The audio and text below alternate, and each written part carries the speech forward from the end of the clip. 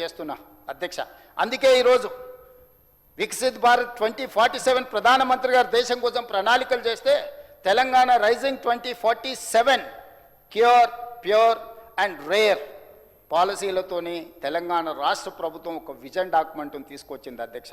ఈ vision document మన రాష్ట్రానికి ఒక్క గొప్ప భవిష్యత్తును అందించడమే కాదు, 2034కి $1 ట్రిలియన్ ఎకానమీ, 2047 నాటికి $3 ట్రిలియన్ ఎకానమీ చెయ్యాలని మనం ఒక పాలసీ డాక్యుమెంట్ తీసుకున్నాం అధ్యక్ష. ఈరోజు నవశకానికి ఒక నూతన విధానాన్ని మనం తీసుకొచ్చినప్పుడు దీన్ని ఆహ్వానించి మీకున్న అనుభవంతో ఈరోజు సూచనలు చేసినుంటే తప్పకుండా తెలంగాణ ప్రజలు మిమ్మల్ని అభినందించుండేటోళ్ళు అధ్యక్ష. మా విజన్ని 2 భాగాలుగా విభజించుకున్నాం అధ్యక్ష. 2034 నాటికి మన లక్ష్యం $1 ట్రిలియన్ ఆర్థిక వ్యవస్థగా ఎదగడం, 2047 అంటే దేశ స్వతంత్రం 100 సంవత్సరాలు పూర్తి చేసుకోబోతుంది అధ్యక్ష. 15 ఆగస్టు 1947 దేశానికి స్వతంత్రం వస్తే 15 ఆగస్టు 2047 నాటికి 100 సంవత్సరాలు ఈ దేశం స్వతంత్ర ఉత్సవాలను జరుపుకోబోతున్నాం అధ్యక్ష. ఆనాటి కోసం ఒక ప్రణాళిక సిద్ధం చేసుకొని ఈనాడు గవర్నర్ గారు తన ఆలోచనని, తన విజ్డమ్ని, తెలంగాణ రాష్ట్ర ప్రభుత్వ ప్రతిపాదనని సభ ముందు, సభ్యుల ముందు, శాసనమండలి సభ్యుల ముందు, శాసనసభ్యుల ముందు ప్రవేశపెట్టినప్పుడు సంపూర్ణంగా మనందరం ఏకగ్రీవంగా ఈ విషయంలో ఏకమై సమర్థించుంటే దేశానికే తెలంగాణ రాష్ట్రం ఆదర్శంగా నిలబడి ఉండేది, ప్రతిపక్ష పార్టీ గౌరవం కూడా పెరిగి ఉండేది. కానీ ప్రతి దాంట్లో రాజకీయము, స్వార్థము, అధికారం కోల్పోయినామన్న దుఃఖమే తప్ప ఎక్కడైనా ఒక్క మంచి మాట, మొత్తం ప్రసంగం చూడండి అధ్యక్ష. అందుకే ఈ తెలంగాణ రాష్ట్రానికి వాళ్ళు కలిసి వచ్చినా కలిసి రాకపోయినా ఏది ఏమైనా ఎవరు అడ్డుపడ్డా ముందుకు వెళ్ళాలని ఈ ప్రభుత్వం నిర్ణయం తీసుకున్నది అధ్యక్ష. అందుకే తెలంగాణ రైజింగ్ 2047లో తెలంగాణ రాష్ట్రాన్ని 3 భాగాలుగా విభజించుకున్నాం అధ్యక్ష.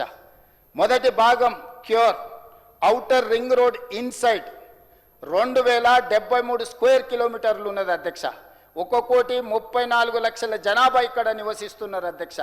కోర్ అర్బన్ రీజియన్ ఎకానమీ, ఇందులో ఈనాడు రకరకాల పరిశ్రమలు ఉన్నాయి, రకరకాల సర్వీస్ సెక్టర్స్ ఉన్నాయి, రకరకాల కార్యాలయాలు ఉన్నాయి, రకరకాల కాలుష్యం ఉంది, రకరకాల ప్రణాళికలు ఉన్నాయి, రకరకాల ఆలోచనలు ఉన్నాయి. వీటన్నిటిని కూడా అవగాహన చేసుకొని, అర్థం చేసుకొని ఒక ప్రణాళిక రచించి ఎక్స్పర్ట్స్ నుంచి, ఎన్విరాన్మెంటల్ ఎక్స్పర్ట్స్ని, క్లైమేట్ చేంజెస్ను గుర్తించే వాళ్ళని, ఐటీ ఎక్స్పర్ట్స్ని, వీళ్ళతో పాటు నీతి ఆయోగ్, కేంద్ర ప్రభుత్వానికి పాలసీ డాక్యుమెంట్ చేసే నీతి ఆయోగ్ని, గొప్పగా మనం చెప్పుకునే ఐఎస్బిని, నల్సర్ యూనివర్సిటీని అందరిని కూడా భాగస్వాములను చేసుకొని తెలంగాణ రైజింగ్ 2047 పాలసీ డాక్యుమెంట్ మనం తయారు చేసుకున్నాం అధ్యక్ష. రాబోయే 20 సంవత్సరాలు ఏ విధంగా ప్రణాళికలు వేయాలి, ఏ విధంగా రాబోయే సంక్షోభాన్ని ఎదుర్కోవాలి, ఏ విధంగా ఈ తెలంగాణ ప్రాంతంలో ఉన్న యువతకు ఒక భరోసా కల్పించాలి, మహిళలను ఆర్థికంగా ఏ విధంగా నిలబెట్టాలి, రైతును రాజును ఏ విధంగా చెయ్యాలనే ప్రణాళికలే క్యూర్ ప్యూర్ అండ్ రేర్ అధ్యక్ష. ఈరోజు క్యూర్కు సంబంధించి కొన్ని అంశాలను మీ ముందు నేను పెట్టదలుచుకున్నా అధ్యక్ష. మేము చెప్పే ప్రయత్నం చేస్తున్నాం, అర్థమైనా అర్థం కానట్టుగా, ఒకవేళ అర్థం కాక మాట్లాడుతుర్రో ఎవరికీ అర్థం కాదు. అందుకే ఈరోజు కోర్ అర్బన్ రీజియన్ ఎకానమీలో ఈరోజు రెడ్ కేటగిరీ, ఆరెంజ్ కేటగిరీ పరిశ్రమలు ఉన్నాయి అధ్యక్ష. ఈ పరిశ్రమలు ఇక్కడ ఉండడం వల్ల, కాలుష్యాన్ని వెదజల్లడం వల్ల ఈ ప్రాంతంలో నివసించలేని పరిస్థితులు వస్తున్నాయి అధ్యక్ష. అందుకే ఈ పరిశ్రమలను తరలించాలనే పాలసీ తీసుకున్నాం అధ్యక్ష. ఇదే కాకుండా ఈరోజు ఈ నగరానికి మీ వికారాబాద్, తమరు ప్రాతినిధ్యం వహిస్తున్న వికారాబాద్ అనంతగిరి కొండల్లో మచ్కుందా నది, అంటే ఈరోజు మనం అందరం గొప్పగా చెప్పుకునే మూసీ నది అక్కడ మొదలై అక్కడి నుంచి నల్గొండ జిల్లాలో వాడపల్లి దగ్గర కృష్ణానదిలో విలీనమవుతుంది అధ్యక్ష. ఇది నిజాం గారు 1908లో వచ్చిన వరదల్ని దృష్టిలో పెట్టుకొని ఉస్మాన్ సాగర్, హిమాయత్ సాగర్ ప్రాజెక్టులను, మూసా నది, ఈసా నదిని ఒడిసిపట్టి వరదల్ని ఆపి హైదరాబాదు నగరానికి దాహార్తిని తీర్చడమే కాకుండా ఈ ప్రాంతం ఒక గొప్ప పర్యాటక కేంద్రంగా, లేక్స్ అండ్ రాక్స్ సిటీగా హైదరాబాద్ నగరానికి ఒక గుర్తింపు తీసుకొచ్చిండు. ఒక పర్ల్స్ బ్యాంగిల్స్ సిటీగా హైదరాబాద్ నగరానికి ఒక గుర్తింపు తీసుకొచ్చిండు. ఈరోజు మోజంజాయ్ మార్కెట్కి వెళ్ళండి, కబూతర్ ఖానాకి వెళ్ళండి, లేకపోతే ఎక్కడికైనా వెళ్ళండి, ఒక అద్భుతమైన వారసత్వ సంపదను అందించడమే కాకుండా ఒక గొప్ప ప్రపంచ వ్యాపార కేంద్రంగా తెలంగాణ రాష్ట్రాన్ని తీర్చిదిద్ది ఒక అద్భుతమైన రివర్ ఫ్రంట్ ఎకానమీని ఆ రోజు నిజాం సర్కార్ తీర్చిదిద్దింది అధ్యక్ష. అందుకే ఈరోజు రకరకాల మానవ తప్పిదాల వల్ల జరిగిన పరిణామాలను జరుగుతున్న ఆక్రమణలను నియంత్రించడానికి ఈరోజు మా ప్రభుత్వం క్యూర్ అనే ప్రణాళికను తీసుకొచ్చింది అధ్యక్ష.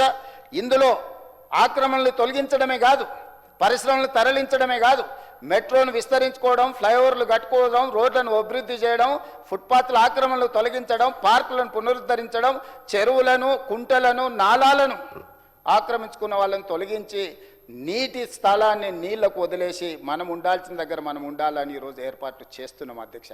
ఏది చేసినా కూడా చెయ్యొద్దు, మేము అడ్డం పడతాం. ఏం విధానం అధ్యక్ష ఇది?